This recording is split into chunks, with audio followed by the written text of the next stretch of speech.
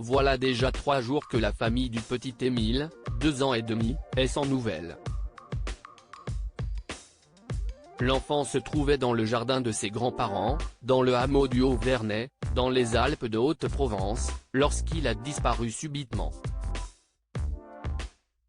L'alerte a rapidement été lancée et un important dispositif a été mis en place dans l'espoir de le retrouver le plus vite possible.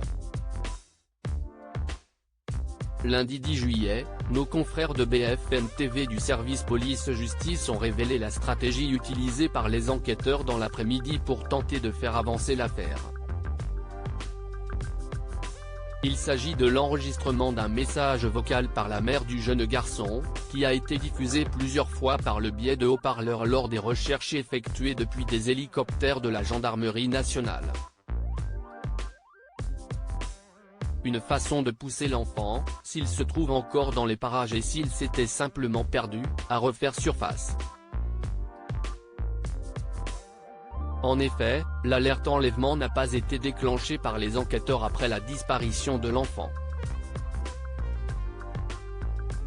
L'enquête judiciaire est ouverte pour disparition inquiétante comme l'ont expliqué nos confrères à l'antenne. La technique du message vocal de sa maman a été utilisée pour essayer de rassurer le petit Émile et puis aussi de voir si ça le faisait réagir ou sortir du lieu où il se trouve.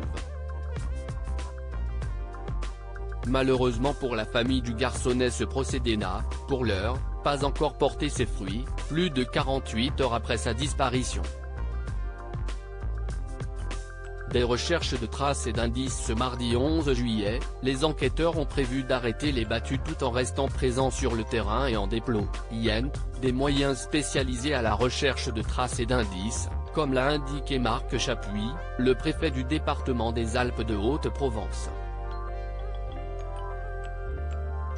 La raison ? Le fait qu'au bout de plus de 2 jours de disparition, l'enfant aurait dû être retrouvé s'il était dans le périmètre qui inclut les 5 km entourant le hameau du Haut-Vernay, lieu du domicile de ses grands-parents. Lundi, ce sont environ 800 volontaires qui ont participé aux battues pour apporter leur contribution, en vain.